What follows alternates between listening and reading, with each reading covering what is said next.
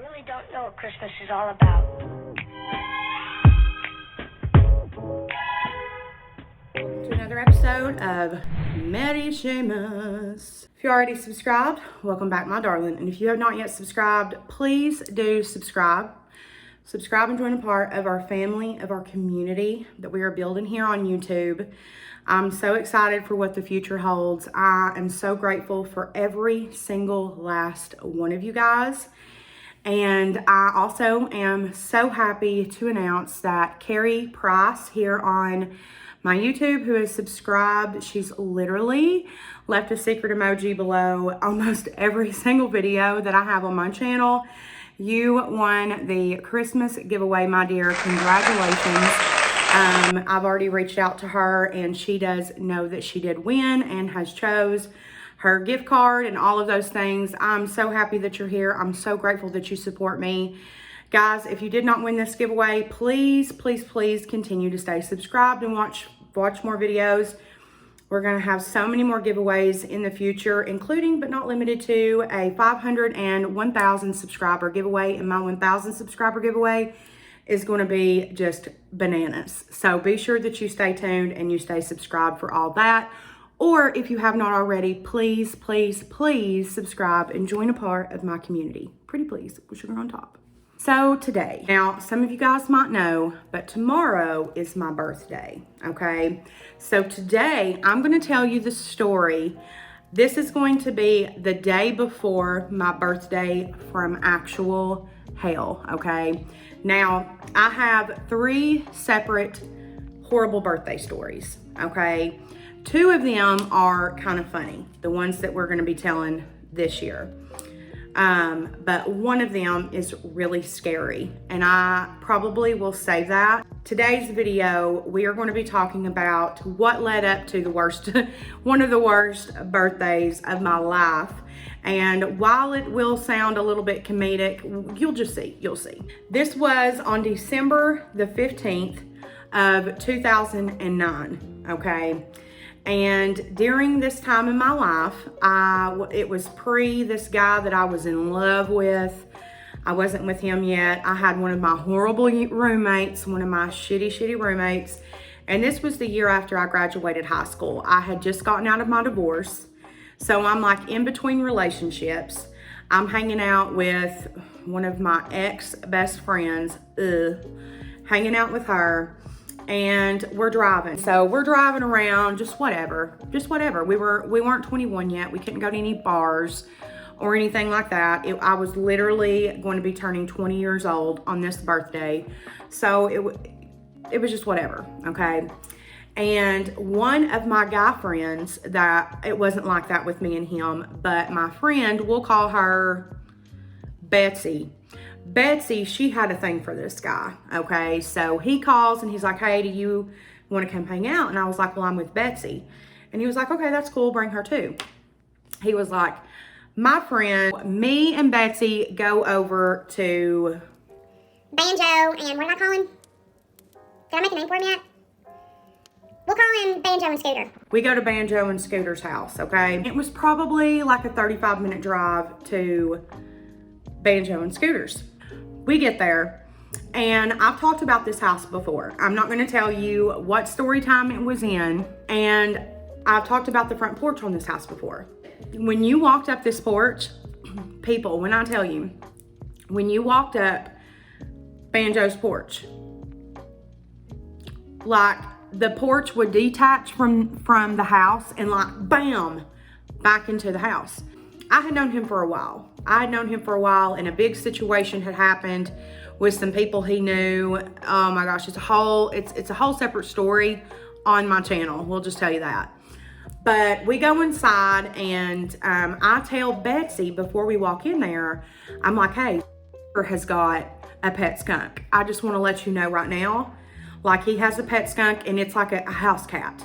Like this motherfucker walks around the house, and I'm not even kidding. And she's like, what? And I'm like, yeah, for sure. Like, real talk, like, Banjo has a goddamn skunk. And Banjo's skunk walks around the house like a house cat, and its stinker's cut out, but like still, like it's like a goddamn house cat. It will hop up, jump on your lap, like whatever. And so she's like, that's weird, but okay. Well, we walk up the porch. I'm like, be careful, bitch, because literally we're about to bust into this house. Like, as soon as you walk up the last step, and like your weight, no matter if you're 300 pounds or, 130, when you hit the top of that porch, the porch goes boom, like it doesn't matter. And there's no railing. There's nothing to hold on to. Like, it's crazy. So we get inside the trailer, we sit down, whatever. Now, I will say this about Banjo. Banjo was really, really like cleanly at this point after he stopped living with a previous person. So him and Scooter are there. And like I said, Banjo and me were just friends. But Scooter was super, super, super hot. I thought he was like super hot. And so we're all sitting there, we're hanging out, whatever. And Banjo's like, hey, I think that we should go get some food. And I was like, I don't really want to go get no food, because the area that they live in order to go get food, it's 30 miles. It's 30 miles to food. And that's on period. There is no restaurant. There is nothing. No. And our options would be like 30 miles to the first McDonald's. And then the next closest option would be like 47 miles to Hardee's. And that is no shit. That is Bible. So I'm like, no, I don't want to go get food, whatever. And Banjo comes out of the bedroom. We'd hung out. Everything was fine. And Banjo comes out and he's like, hey, there's going to be a really fun party tomorrow night. And it's going to be up on the hill. If you're from around here, you know where that's at. Like, if you're from around my area, you know exactly where I'm talking about. It was a party up on the hill. You know where I'm talking about. And I'm like, it's probably going to be a bunch of high schoolers though. Like, as soon as you get out of high school, like, you're so not about high school. Like, high schoolers are like so last year and shit. You know what I'm saying? So I'm like, I don't know. I don't really want to hang out with a bunch of high schoolers. And he's like, no, like, there's going to be a lot of people like there, like our age. And I'm like, okay, whatever. I was like, Scooter, are you going? Being like, hey, Scooter, are you going, Scooter? You know what I'm saying? You know how you get. And he's like, yeah, for sure, whatever. So we end up staying there this night. Now, I want to tell you guys something right now. Banjo's house was a trailer, okay? And there is nothing about a trailer, okay? Absolutely nothing. However, in the wintertime, if you are familiar with the trailer, especially in the area that Banjo lived, okay? He lived up on a ridge, all right, in East Tennessee. And by God, December 15th, that night, frost hit. It was colder than damn Eskimo. And those animals back there in the woods were running underneath this trailer all night long. They go up and underneath there for heat to stay warm. Oh my gosh. Me and Scooter are in the spare bedroom, like his room. He rented a room in Banjo's house, whatever. That's irrelevant. We're back in the room, and of course, Betsy and Banjo are in his room. Well, when I first heard the noises, I thought that it was the skunk, the pet skunk. And I was like, God, he lets that little bastard run around all night? I'm like, Jesus, I'm tired. Well, Scooter is sawing logs over here. He's passed out, and if you know me, snoring is like not my vibe, people. Like, at all. It's not my vibe. So I'm like irritated. I'm like putting the pillow over my head, whatever. And you can hear these animals like running all underneath the trailer like all night long, like trying to stay warm. The next morning, we get up, it's my birthday. And my nanny had given me her credit card, and me and Betsy were going out to, like, I was getting ready. I was going to buckle. I was getting me a pair of Miss Me jeans. I was going to go get me a really hot affliction shirt, that would really emphasize my titties. I was going to get my roots done, my nails done. Like, it was my birthday, bitch. Like, excuse me? Hello? So we leave Banjo and Scooter, and we're like, hey, we'll be back tonight to go to the party. Well, let me just say that the whole day was a freaking nightmare. The whole day was a nightmare. Betsy ended up getting into it with her family. Oh my gosh, she ended up getting into it with her grandmother. Her grandmother ended up like saying some really shitty things. It was really bad. She ended up crying. Oh my gosh, it was insane. we get my roots done. We go and get our nails done. I pay to get Betsy's nails done, which was a waste of money because Betsy bit the shit out of her nails, but that's a whole other story. We do all of these things, and then we head back to go pick up Scooter and Banjo. Scooter is looking like sex on a stick. He's like dressed up. He was like a country boy. He worked on his dad's farm, and he was just a good looking boy. But anyways, we go, whatever. We get there to pick him up, and Banjo's and Scooter's like, no, we'll ride in my truck. And I'm like, okay. And he had like this big Silverado. I felt like I was so hot shit in that. I had bought me some new cowboy boots to wear. I thought I was just like the country girlfriend, you know what I'm saying? End up going to the Hill in a town right near where I live. And if you're from here, you know. But anyways, we go to a party on the Hill, a huge piece of property, huge. People who own it, they have huge ass parties on this piece of property all the time. And so their kids live there, and they were grown at this time too. So there were parties here all of the time. And it's like back up in the middle of nowhere, sister. Street light who? We don't know her. Like literally. Like you can see like the closest like street light, and it's like, oh my God, like way down the road. Like when you pull off of the main road to get to the Hill, you drive anywhere, I think it's like 10 to 12 minutes until you get like back up to the property. And then I'll get up to the Hill is another like 3 to 4 minutes.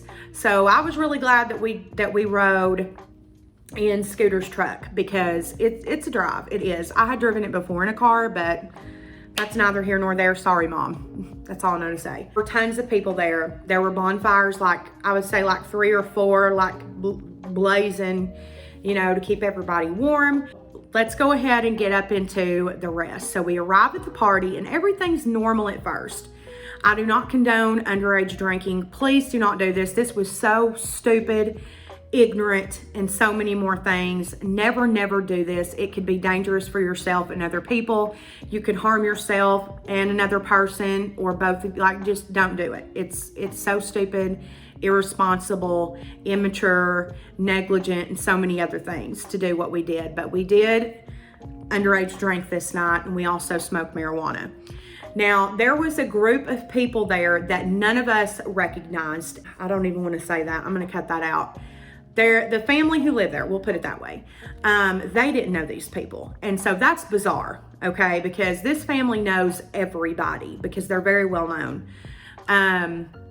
Nobody knew this group of people. It was probably, it was 3 girls, I remember, and I think 2 boys, but it might have been 3 boys. I can't remember. But for sure, 3 girls. And they're standing basically at one fire by themselves, because nobody else knew them. So everybody else was kind of off other places. And so I remember us like standing there like, who are those people? And they were very bizarre. Very bad vibes. Very, very bizarre. Like dancing around the fire, holding hands type shit they were wearing. And like, I'm like, wear whatever makes you happy, whatever you're comfortable in. But this was very, very bizarre clothing. And also keep in mind, before I'm about to explain the clothes, it was freezing outside. It was December the 16th at this point. Y'all, it was like lower 20s. Like it was super, super cold outside. And I'm about to explain to you guys what these people were wearing was like basically like tank tops. Something like I had never seen anybody else wear before. It almost looked like it wasn't clothing, like it was handmade clothing, which again, nothing wrong with that. Wear whatever makes you feel beautiful, comfortable, confident, and beautiful. It was just very different. And then one of the girls starts like ripping at her clothes. And again, like I said, it wasn't clothes. It was like sheets and shams and curtains. It didn't look like a shirt or a skirt. And that's what it looked like. They were wearing like long flowy dresses or a shirt going into a skirt. It was bizarre. And she just kind of started ripping at it. And I remember one of the guys like laughing. And when I heard his laugh, me and Betsy looked at each other like goosebumps. And another one of my friends that I spoke with today in regards to this story, I remember her standing there and saying, that just gave me goddamn chills. Like, this guy's laugh sounded like Satan. And I'm not even lying. So like I said, you guys, this is up on a huge hill in a town close to mine. And you can't really, it's not really a hill like where you can see for miles and miles, because it's nothing but woods. We live in Tennessee, East Tennessee. So you can hear nothingness. But when this guy laughed, it like rolled through the hills. It was like, just thinking about it to this day gives me the freaking jeebies. Now, a lot of times what people will do when they go to parties on the hill because of the family is people who are close to the family, such as myself and our group, you stay in tents, or they have like a couple of like older motorhomes, or in the house, guest house, whatever. Like, people are everywhere. And so towards the end of I would say we're at the middle of the night now, people have started to die off. People have started to go home or whatever. And at this point, there's about 20 of us, okay? Including this weird group of people that nobody knew. And the family who own this property, they are very straight up type of people. So at this point, the mom is like, I'm going to ask them who the hell they are. So she walks up to, and mind you guys, I want you all to keep this in mind. They have been bizarre all night. They have not drank anything though. They have not smoked. They have not done anything but stand in that same spot around the fire just to themselves, like dancing around, holding hands, like I said. And there was music playing. The dad to the property, he had a couple of his trucks pulled out there with the doors open with the radio playing. Like, that's how we do it around here. But they never came and like talked to nobody. They never went over to a keg, like nothing. They stood in their little spot the entire night. So this is probably around 1:30, something like that. Me nor my friend could remember the exact time, but it was definitely before 2 o'clock in the morning. Mom walks over and she's like, hey, we're about to, make it a wrap. And the guy who had the evil laugh, he looks at her and says, okay, when's everybody else leaving? Like, straight up like that. And she's like, well, a lot of them are going to be staying here, because they've been drinking. And he's like, okay, then we don't need to drive either. And she's like, you all have not drunk anything. We've literally all been watching you all night. Like, who did you come with? And he's like, we came with so-and-so. So we all know so-and-so, okay? And I am already like pulling out my phone. I'm already pulling out my first generation iPhone. And I'm like, so-and-so, do you know weird laughing guy and his people? And he's like, hell no. I don't think none of us knew who they were. And I had him on speakerphone, and the mother hears this, and she just looks at weird laughing guy and is like, who are you, sir? Who are you people? And he's like, no, not him, so-and-so. And literally says the exact same name. So at this point, the dad is like, okay, I feel like he might be a little off of it. So just let him sleep in a tent. And so they walk him over to a tent, and that is where I'm cutting the story off. You guys are not even going to freaking believe what happens with these crazy ass people.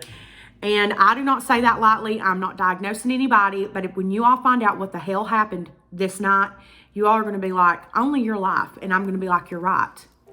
You're absolutely right. And to the people who were there with me, please do not ruin this down in the comment section. Don't be answering anybody's questions, because I know some of my little subbies, some of my little babies, they like to cheat and they like to find out the tea beforehand. I've already warned the people who were there with me, because a lot of them are subscribed to this channel. Banjo, you better not be telling nobody, because Banjo is subscribed to my channel. So let's say hey to Banjo down in the comment section below. Yeah, you guys, there is part 1 of my birthday from hell. Part 2 will be tomorrow on my actual birthday. But yeah.